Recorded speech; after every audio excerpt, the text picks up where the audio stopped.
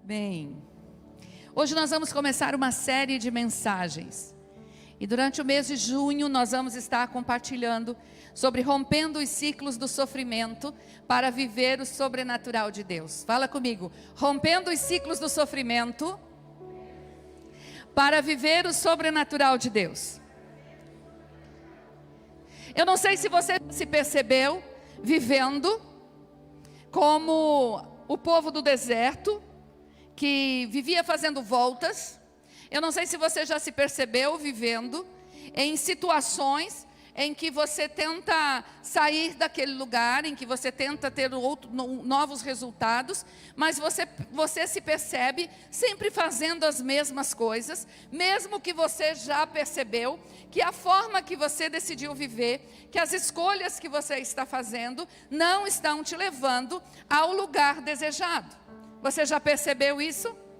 Eu não sei se você já se percebeu em um ciclo vicioso. Eu não estou perguntando se você já se percebeu vivendo dentro de um vício, mas eu estou falando de ciclos viciosos. São ciclos que atraem para a nossa vida, na maioria das vezes, sofrimento. E nós não conseguimos nos livrar deste sofrimento.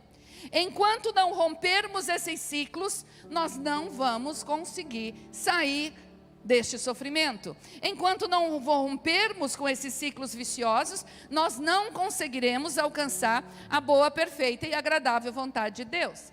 Fala comigo, Deus me ama. Você tem certeza que Deus te ama? Quem tem certeza que Deus te ama?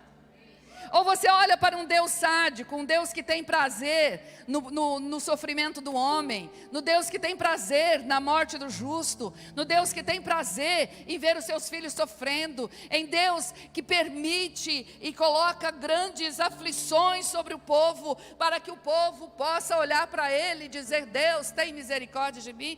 Eu creio que você não tem uma visão de um Deus sádico, você tem a visão de um Deus bom. Você tem a visão de um Deus misericordioso. Você tem a visão de um Deus bondoso, gracioso. Um Deus que olha para você com um olhar de bondade. Ele olha para você com uma lente de bondade. Fala para quem está do seu lado: Deus olha para você como um pai para um filho. E um pai que olha para o filho sempre olhará com uma lente de bondade, não é, Marcílio? Quem está com um filho aí do lado? Quem está com um filho? Olha para o seu filho agora. Filho, o que você consegue ver nos olhos do seu pai? Bondade. A não ser que o relacionamento tenha sofrido algum acidente no relacionamento, a não ser que não haja paz nesse relacionamento, o filho olha para os olhos do pai e verá bondade. E é interessante que nós tivemos um acidente no nosso relacionamento. Nós tivemos um problema gravíssimo no nosso relacionamento. Foi quando nós decidimos viver de acordo com os nossos próprios pensamentos. Quando nós decidimos fazer escolhas equivocadas. Foi quando o pecado fez parte da vida do homem. Então quebrou-se o relacionamento com o Pai. E enquanto nós não restauramos este relacionamento com o Pai, é possível que nós olhemos para as circunstâncias da nossa vida e não consigamos enxergar olhar de bondade de Deus sobre nós, mas somente olhar de juízo, olhar de acusação, e não poucas as vezes olhar daquele que tem prazer no meu sofrimento. Mas foi para isso que Jesus Cristo se manifestou, para restaurar o nosso relacionamento com o Pai, para que eu e você tenhamos paz com Deus. Então olha para quem está do seu lado e diz: você tem paz com Deus, através de Jesus. E a partir do momento que você tem paz com Deus, o olhar do Pai para você é um olhar de bondade. Ele já não se relaciona com você baseado nos seus pecados. Ele agora se relaciona com você baseado no sangue de Jesus, que te perdoou de todos os seus pecados. Então Deus já não olha com um olhar de acusação. Mas nós vamos mergulhar durante essa série em um livro das Escrituras, que talvez você já tenha lido, que é intitulado do livro de Juízes. E nós vamos aprender como o coração obstinado do homem, o coração que decide viver distanciado de Deus, entra em um ciclo vicioso de sofrimento. São ciclos que nós precisamos romper. Eu oro para que nessa noite, enquanto eu estiver compartilhando, nos próximos 30 minutos que eu vou estar compartilhando, não mais que isso, que o Espírito Santo traga realmente ao seu coração aonde estão os ciclos viciosos e o que você já precisa fazer hoje. Fala comigo, eu preciso fazer hoje. Que você não saia daqui procrastinando aquilo que você ouviu da parte de Deus que você deve fazer hoje. Alguns discípulos riram quando eu falei que eu vou falar só 30 minutos, né? Mas eu vou falar só 30 minutos, porque nós temos algo muito especial ainda nesta noite, e como é uma série, nós vamos estar durante todo o mês de junho compartilhando sobre estes ciclos. Então, discípulos amados, eu perdoo vocês por vocês terem rido. Sabe, é necessário nós entendermos em que situação que Israel estava quando descrito o livro de Juízes. O tempo de Juízes se iniciou depois da morte de Josué. Josué foi o sucessor de Moisés, que conduziu e levou o povo à conquista da terra prometida. Cada tribo que entrou na terra deveria conquistar seu território. Fala comigo, conquistar. Deus nos leva para a terra, mas a conquista depende de nós. Fala bem forte. A conquista depende de nós. Sabe, cada tribo, eu e você, nós estamos nessa terra para conquistar os nossos territórios. E para isso, o povo de Israel deveria expulsar todos os inimigos da terra. E o pastor Josué já fez um estudo. Todos é todos, tudo é tudo. Então todos os povos inimigos da terra deveriam ser expulsos. Este era o plano perfeito de Deus. Porém, por escolhas do povo de Israel, eles passam a viver uma erosão silenciosa, chamada erosão moral.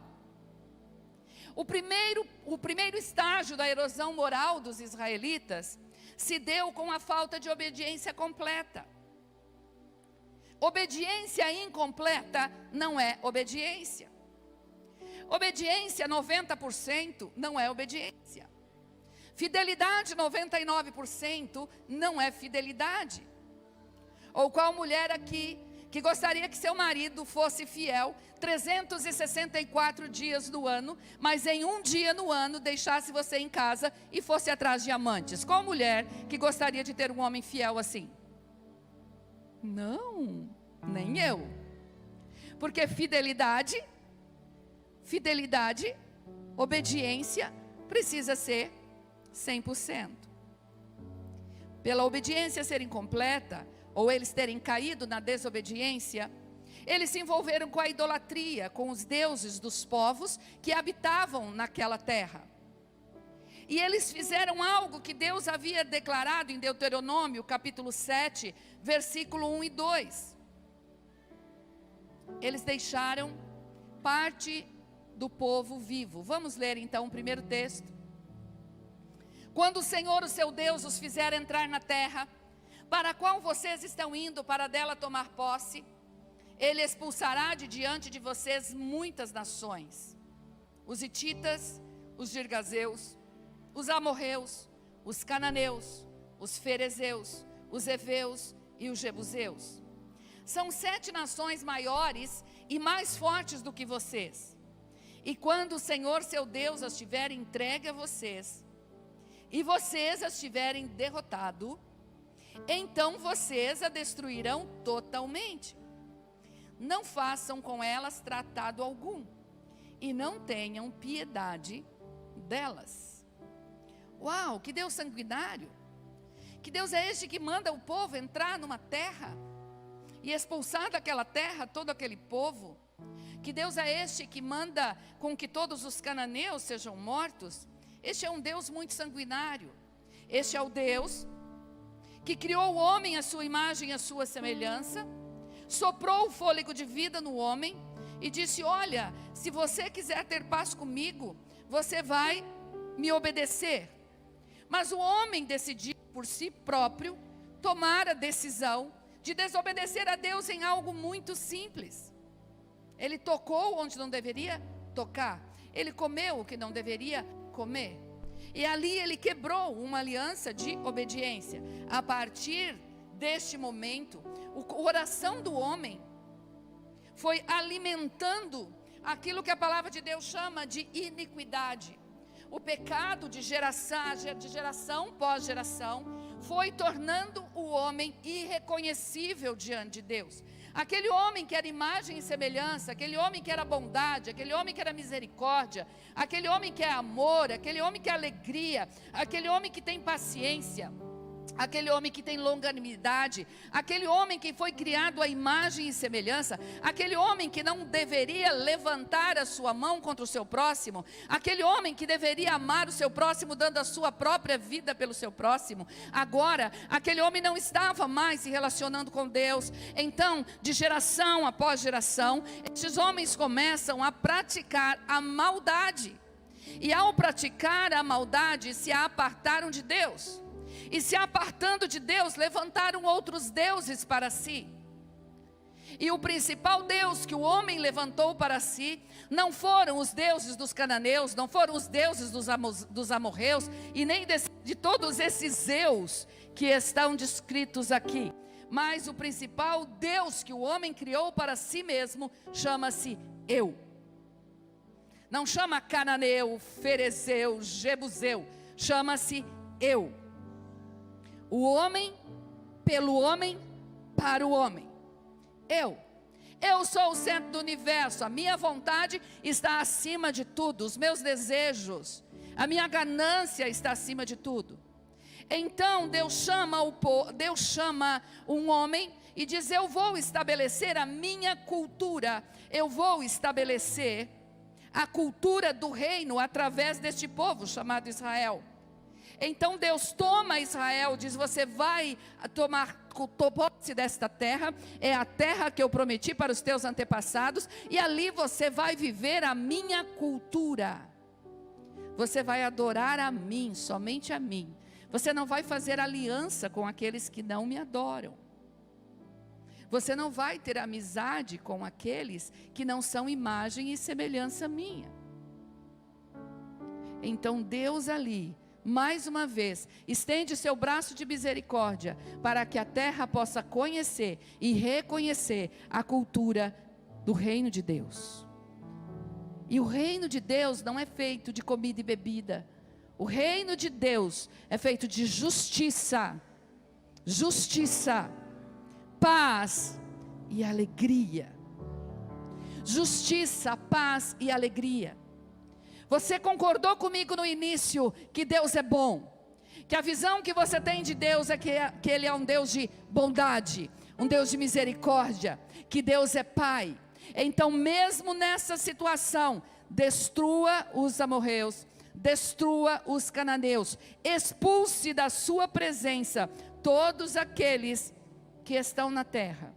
Mas o povo de Israel não obedeceu. No início eles até obedeceram. Mas nós vamos encontrar em Juízes capítulo 1, versículo 19, o seguinte: que uma tribo, chamada tribo de Judá, encontrou um problema sério ao conquistar e tomar posse da terra que lhe era de direito. Olha o que diz lá: o Senhor estava com os homens de Judá. Quem estava com os homens de Judá? O Senhor. Eles ocuparam a serra central, mas não conseguiram expulsar os habitantes dos vales, pois estes possuíam carros de guerra feitos de ferro. Agora aqui você começa a fazer parte dessa história. Eu quero trazer você para dentro da mensagem. Sabe, às vezes nós estamos diante de situações e de circunstâncias em que nós esquecemos quem está conosco. Este versículo diz assim: o Senhor estava com os homens de Judá. Eles não estavam com qualquer general. Eles não estavam com qualquer homem que foi levantado da terra. Eles estavam com o Rei dos Reis e Senhor dos Senhores. Eles estavam com o Criador dos céus e da terra. Eles estavam com aqueles que tinham tirado eles do Egito. Eles já tinham vivido a experiência de ser escravos no Egito, e Deus milagrosamente os tirou do Egito. Eles já haviam atravessado o deserto, eles já tinham atravessado o Mar Vermelho a pés enxutos, Deus já tinha feito brotar a água de uma rocha, Deus já tinha feito milagres, maná tinha caído do céu.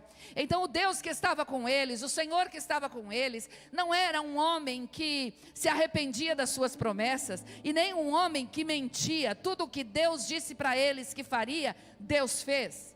Mas eles se depararam com uma cena que os fizeram lembrar do que eles viam no Egito.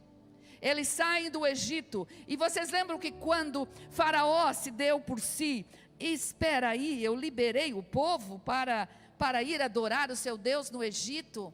O que eu fiz? Agora quem vai trabalhar? Quem vai construir aqui as minhas pirâmides? Quem vai construir aqui os meus palácios no Egito? Agora eu liberei este povo, e Faraó toma os seus carros de guerra e os persegue no deserto. E de repente eles estão na terra prometida, e eles veem que aqueles homens que eles deveriam expulsar, eles tinham muitos carros de guerra feitos de ferro.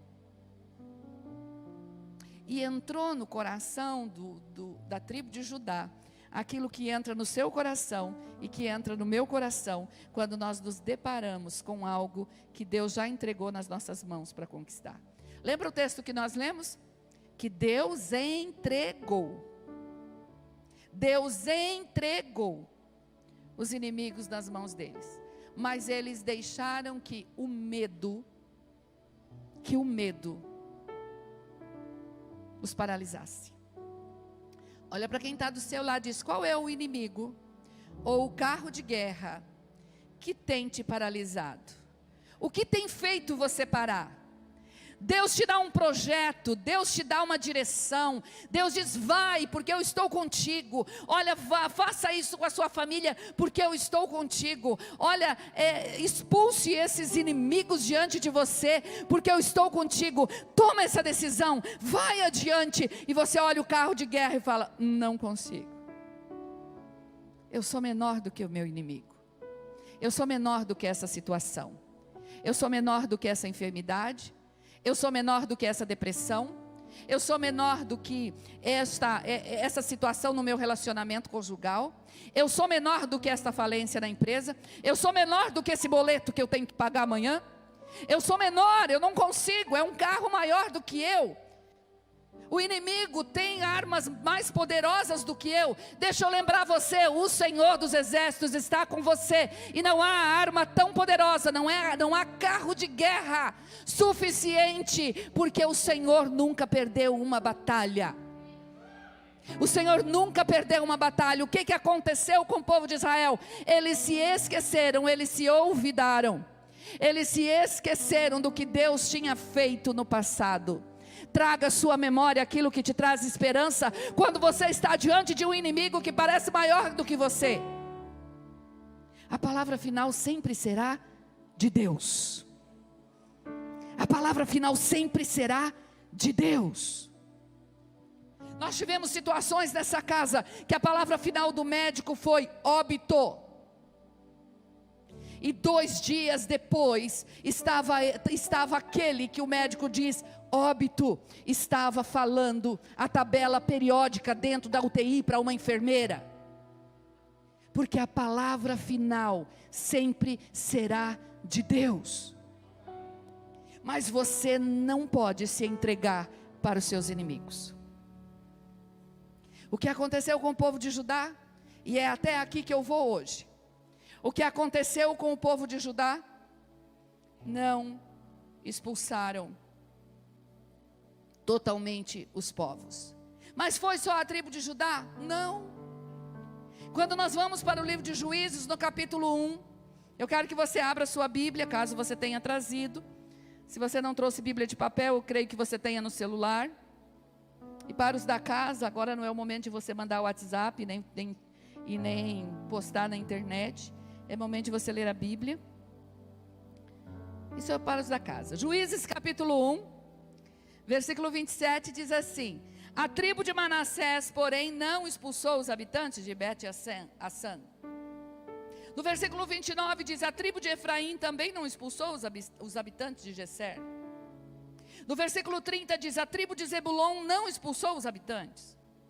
O 31, a tribo de Aser não expulsou os habitantes de Aco. No 33, da mesma forma, a tribo de Naftali não expulsou os habitantes de Bet-Semes. No versículo 34 diz: quanto à tribo de Dan, os amorreus a obrigaram a voltar para a região montanhosa. Quer dizer, eles nem chegaram à planície onde eles deveriam subir. Eles foram obrigados a voltar para a região montanhosa. E com isso, eles passaram a viver com o povo que eles foram chamados para expulsar. Não demorou muito, os israelitas estavam vivendo dentre o povo idólatra, imoral e anarquista. E agora aquela cultura do reino de Deus estava sendo deturpada com a cultura daquele povo. Agora o povo de Israel começa a dar suas filhas em casamento com o povo daquela terra. Os homens começam a se casar com as mulheres daquela terra. E agora essas culturas começam a ser entrelaçadas.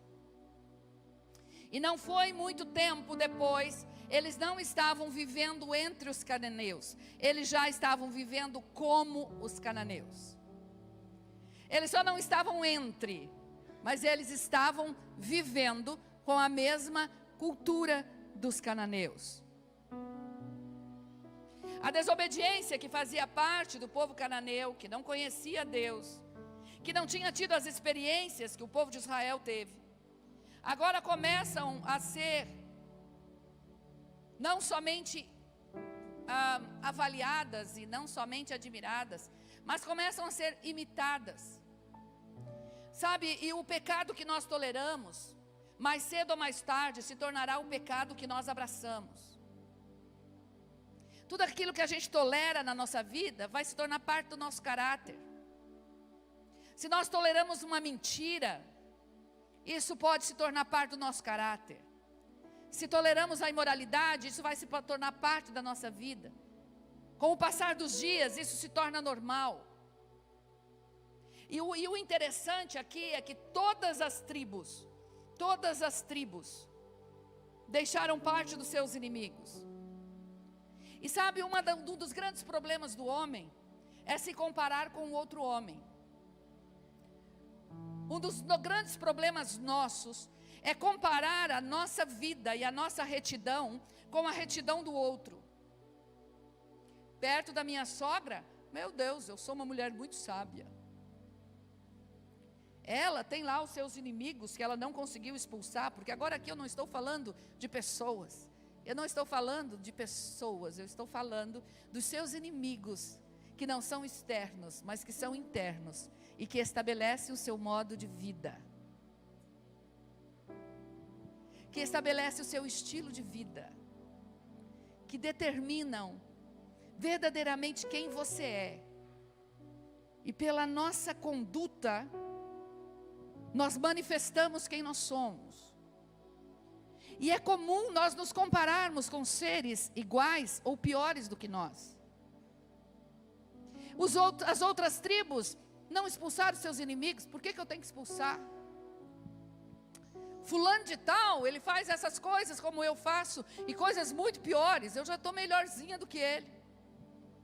A minha vizinha sim, a minha vizinha, ela realmente tem muitos inimigos lá dentro da vida dela. O coração dela é cheio, o coração dela é peludo. Vocês já ouviram esse termo? O coração dela é peludo, o coração dela tem muita maldade, né? Ela é fofoqueira. A minha vizinha é isso, a minha vizinha é aquilo. E você é o que falando dela?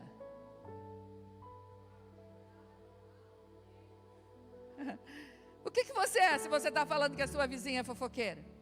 Não, aquele empresário, Aquele empresário realmente, olha só o jeito que ele trata os negócios dele. Não paga a conta, fica dando calote em todo mundo.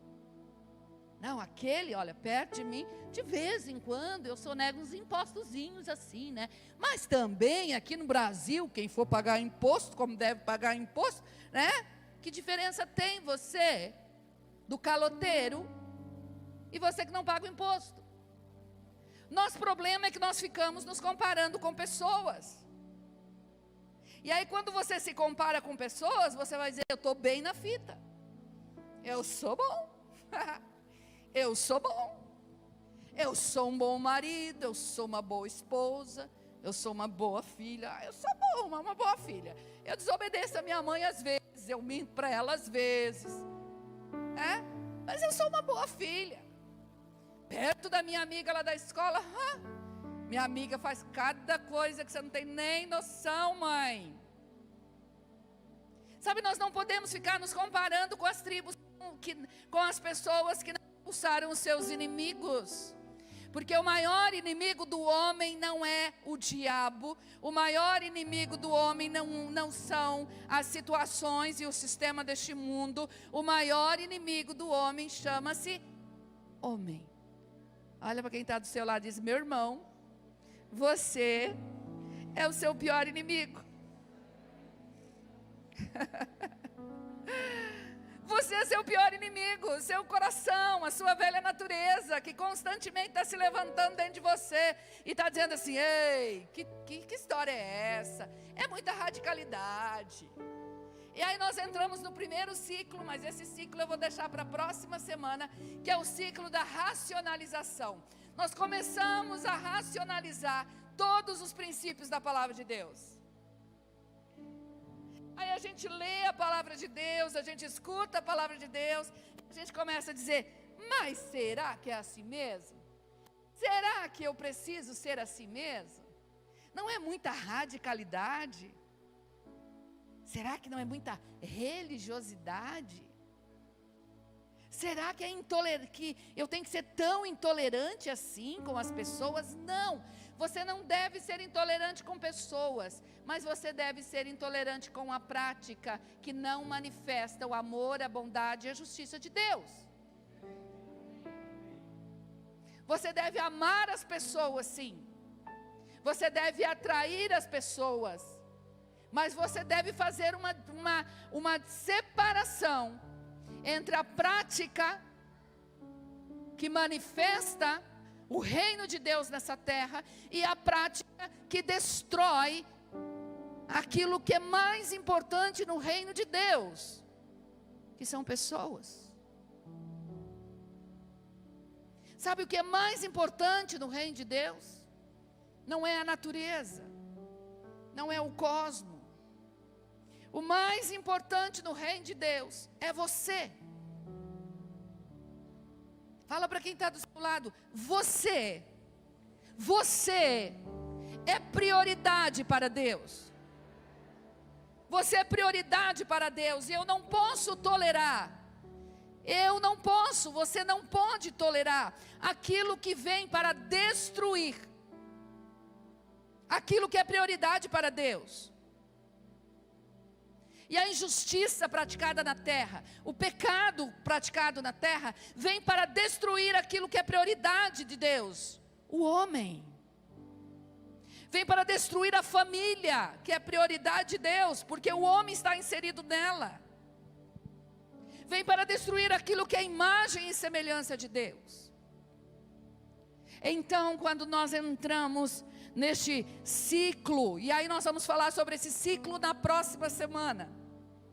Quando nós entramos nesse ciclo da racionalização, aonde tudo é discutível, eu tenho a minha opinião, eu não concordo, a Bíblia diz isso, sabe, mas eu não concordo, eu acho que não precisa ser desse jeito. Só vou dar um insight para você aqui. Deus até aceita as suas opiniões, Deus te dá o direito, e até meio divertido você adicionar alguma coisa aos pensamentos de Deus. Deus, por amor e bondade, Ele permite que a gente fale aquilo que a gente pensa, Mas Deus não precisa da nossa opinião para governar a terra. E Deus não precisa da minha opinião para governar a minha vida. Ele precisa da minha obediência. Se coloca de pé em nome de Jesus. E agora eu quero levar você a praticar algo. Nós saímos normalmente de dentro do templo e nós falamos na segunda-feira. Na segunda-feira eu vou começar a praticar aquilo que Deus me falou no domingo. Já foi. Se você não praticar hoje, se você não praticar dentro das próximas 6 horas, já foi. Porque na segunda-feira você já vai ser ocupado na sua mente de muita coisa. Muito pensamento, muitas escolhas que você vai precisar fazer. Você vai ser pressionado pelos seus inimigos internos, pressionados pelos seus inimigos externos.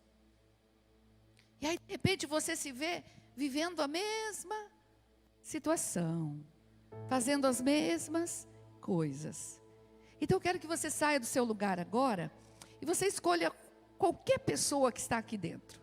Pode sair do seu lugar, por favor, e escolhe qualquer pessoa que está aqui dentro. Vai lá, sai do seu lugar. Escolhe alguém.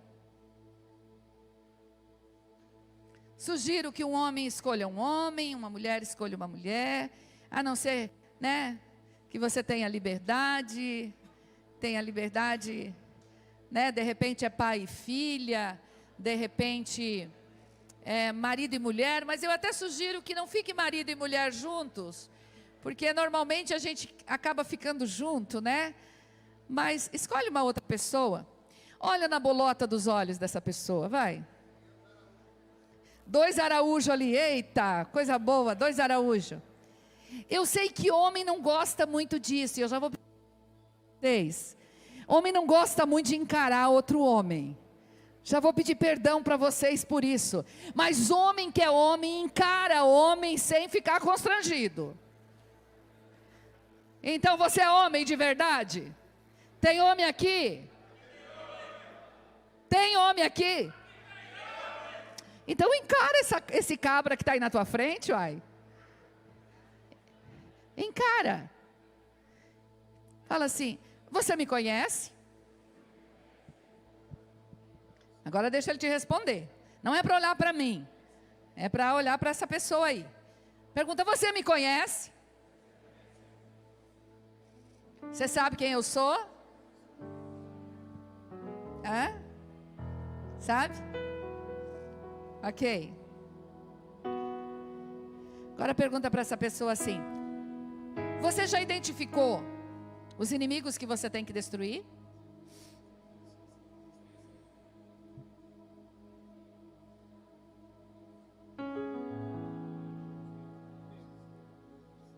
E se você tem liberdade com a pessoa, fala para ela o inimigo que você tem que destruir, que você já identificou hoje. Se você tem liberdade. Se você não tem liberdade, não faça isso. Não quero expor aqui você. O desejo não é expor você. Agora a pergunta, você está decidido a destruir esse inimigo?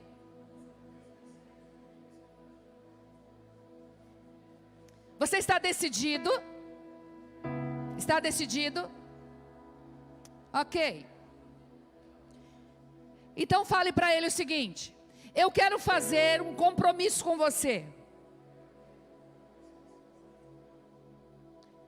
Agora presta atenção, que compromisso é esse? Os inimigos que nós temos, que Deus nos chamou para expulsar da nossa vida, é tudo aquilo que deturpa a imagem e semelhança de Deus em nós primeiramente. Então só você sabe quais são estes inimigos. E aquilo que deturpa a imagem e semelhança de Deus da nossa vida, não manifesta a bondade, a misericórdia, a fidelidade, a santidade, a retidão. Não manifesta isso nos nossos relacionamentos. Então, você está decidindo hoje a expulsar esses inimigos. Ok? Essa pessoa que está aí junto com você, ela vai se tornar uma testemunha sua, diante de Deus e também diante dos teus inimigos. Essa testemunha diante de Deus vai orar por você durante todo o mês de junho. Então olha para ela e fala: eu vou orar por você durante todo o mês de junho. Então isso é a primeira coisa, ela vai testemunhar de você diante de Deus. Mas tem uma segunda coisa. Você vai dar liberdade para essa pessoa que você escolheu, e talvez alguns de vocês nem se conheçam. A partir de hoje uma aliança está sendo feita. Você vai dar liberdade para essa pessoa e chegar para e falar: olha, e aí, como estão os seus inimigos? Você já expulsou eles? Essa semana você venceu? Ou ele venceu você? E se porventura essa testemunha que você escolheu, é uma testemunha que você escolheu, perceber algo na sua vida que não manifesta o reino de Deus, você vai dar o direito a ela de confrontar você. Até foi por isso que eu pedi que os maridos e esposas se separassem. Porque pela manhã muitos ficaram juntos. E eu fico pensando a guerra que vai dar em casa esse mês de junho. Porque vai ser um tal, de você não está revelando o amor de Deus. Então vai ser uma cobrança muito grande. Você entendeu? Você então, como testemunha, vai orar diante de Deus durante 30 dias por esta pessoa. Você vai perguntar o nome dela agora, se você não sabe. E durante a sua caminhada, não somente nos próximos 30 dias, todas as vezes que você tiver a oportunidade de estar com esta pessoa, você vai compartilhar essa noite. E você vai fazer um checklist. Você vai fazer um check e vai falar: escuta, como é que está? E se você está mais próximo, como eu estou vendo aqui pessoas que já se conhecem, e você perceber o comportamento desta pessoa, você vai confrontar o comportamento dela em amor. Faz assim comigo. Você que está de óculos, tira o teu óculos, mas você que está sem óculos, você vai fazer como se você tivesse um óculos. Coloca a mão assim e tira assim. Você vai tirar toda lente de acusação e toda lente que vai trazer culpa para a vida dessa pessoa. E você vai colocar a lente da aceitação, do amor, da bondade e da misericórdia de Deus.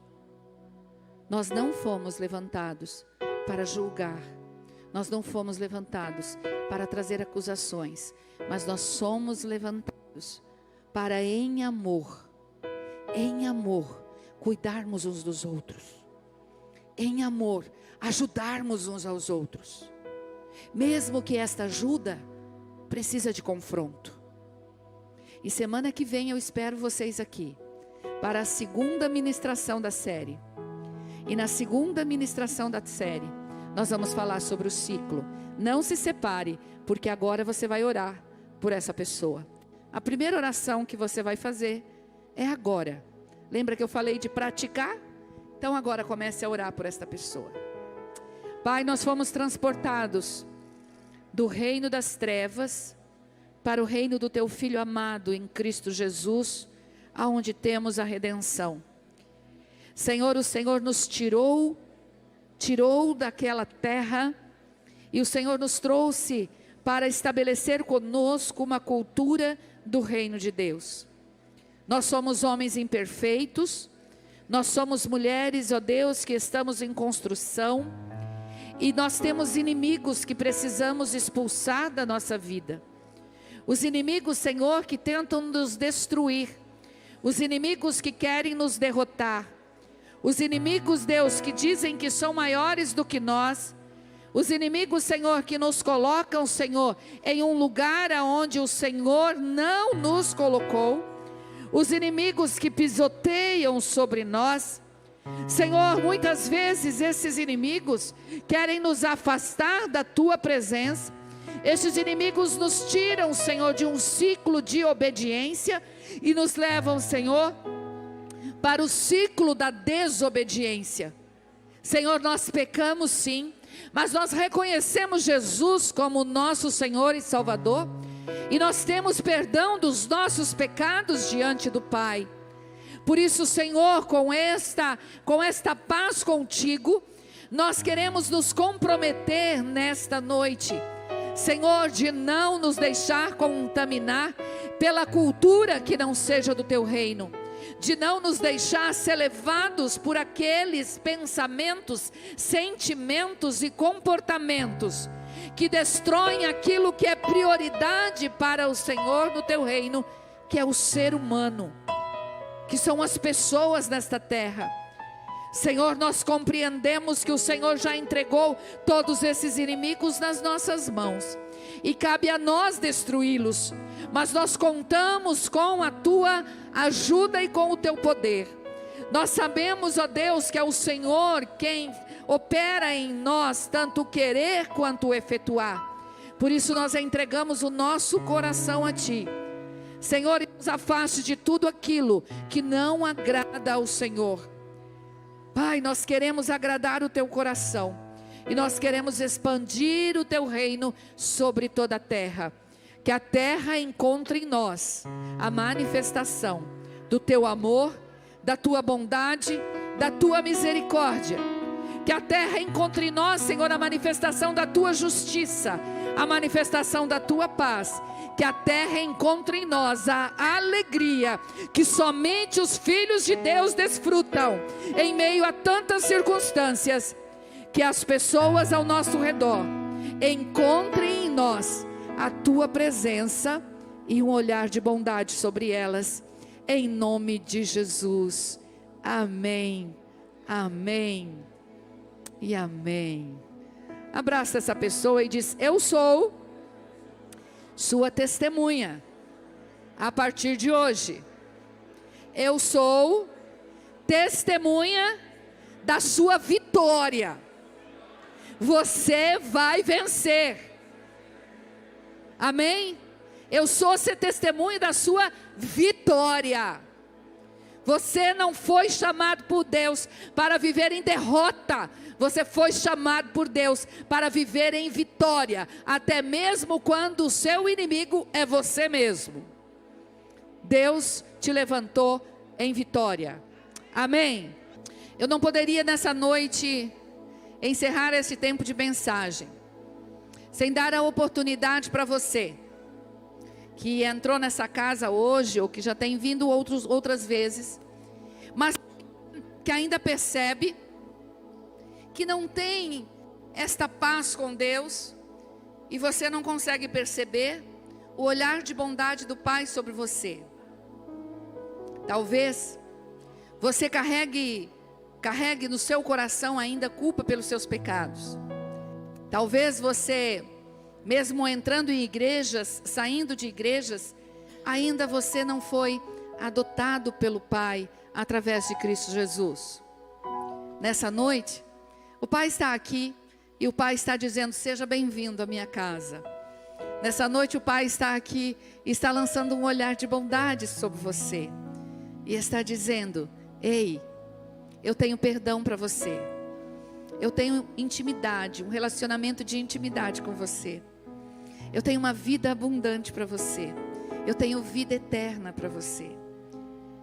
E se você nessa noite quer fazer essa decisão, que é a melhor escolha que você pode fazer na sua vida, não há como você vencer a si mesmo, e nem tampouco os inimigos que se levantam contra você, enquanto você não estiver do teu lado o Rei dos Reis, Senhor dos Senhores.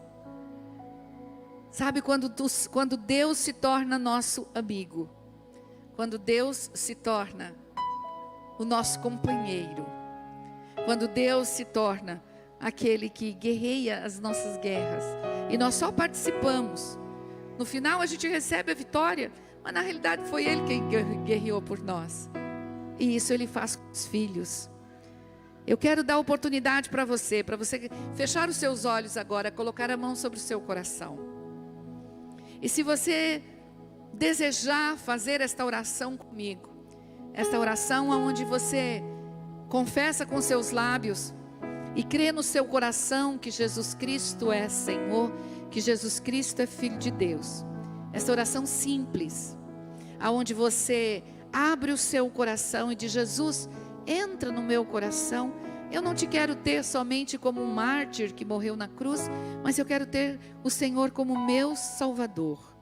Eu quero que o meu relacionamento com o Pai seja restaurado através do meu relacionamento contigo. Faça essa oração comigo nessa noite. Fala: Senhor Jesus, nesta noite eu reconheço que o Senhor é o único caminho, verdade e vida que me leva ao Pai. Este olhar de bondade e estes braços abertos do Pai só se tornaram possível através do seu sacrifício na cruz do Calvário. Hoje eu creio no meu coração que Tu és Filho de Deus, e eu confesso com os meus lábios que Tu és o meu Senhor e o meu Salvador. Eu entrego a minha vida a Ti. Eu entrego os meus caminhos a Ti. O meu destino, eu entrego a Ti. E eu quero viver em paz com o Pai todos os dias, até eu retornar para Ele. Receba-me, Pai, como seu filho nesta noite. Em nome de Jesus. Amém. Amém. Amém. Se você está aqui e fez essa oração pela primeira vez,